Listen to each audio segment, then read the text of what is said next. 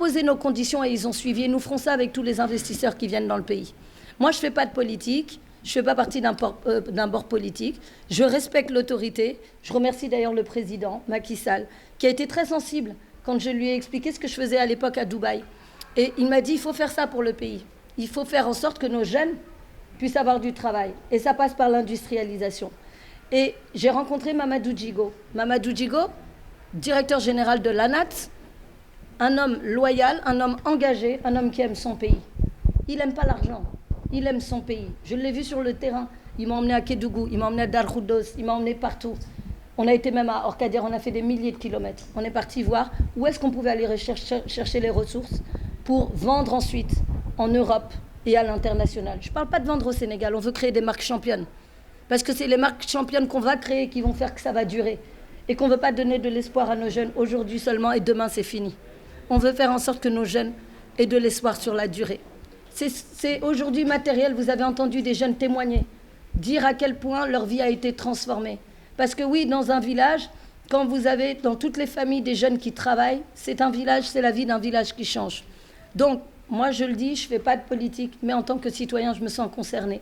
Concernée sur la terre de mes parents, concernée par tous ces petits frères et sœurs que je vois. Et donc, je gagne pas d'argent à faire ce que je fais là, mais je gagne en honneur, je gagne en retour, et je rends à mon père ce qu'il a fait pour moi, en faisant en sorte d'investir pour que je puisse apprendre et faire des choses que j'essaye de ramener à mon pays aujourd'hui. Je ne suis pas toute seule, évidemment, parce qu'on ne fait rien tout seul. Je suis bien accompagnée par des entrepreneurs incroyables. J'ai des gens autour de moi formidables qui croient dans le même message. Faut arrêter de penser qu'on n'est pas capable. Il y a beaucoup de Sénégalais qui veulent aider ce pays. Et nous, on est une sorte de collectif comme ça où on est là et on essaye de mettre toute notre énergie, notre savoir-faire, nos réseaux pour que ce soit concret. Et aujourd'hui, c'est concret. Et ça, je suis très contente. Donc, le lieu que vous voyez ici, il y a une usine dedans, mais il y a aussi tout l'artisanat qu'on a mis en place. On a les mêmes lieux à Ngaparou et à Sali.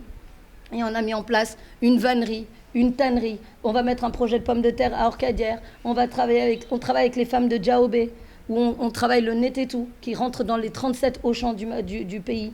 Parce que Auchan est au Sénégal. Il faut qu'ils achètent ce que produisent les Sénégalais quand même, parce que ça crée de l'emploi.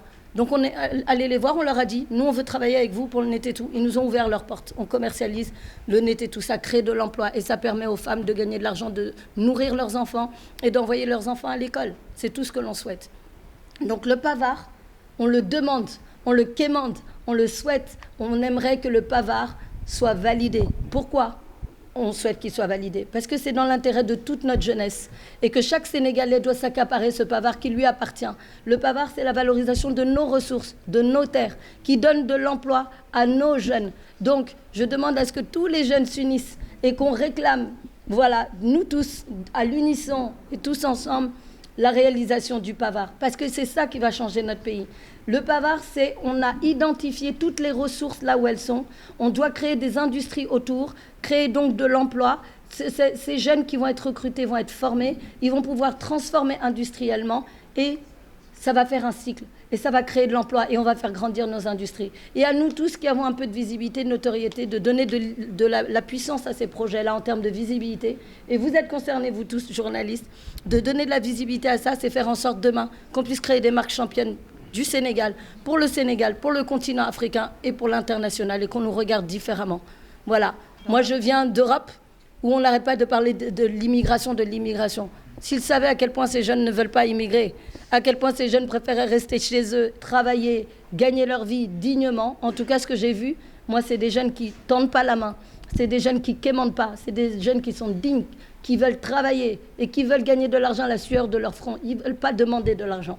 Ils veulent gagner de l'argent. Et aujourd'hui, ça, moi, en tout cas, ça me rend très heureuse. Donc, j'espère qu'on va pouvoir valider ce pavard qui déjà porte ses fruits, qui est déjà ancré fortement, qui crée de l'emploi déjà, qui crée des industries. Ça existe, c'est concret, ça se met en place. Pas en un claquement de doigts, ça demande du travail, mais beaucoup plus facilement qu'on l'imagine. Encore faut-il de la volonté.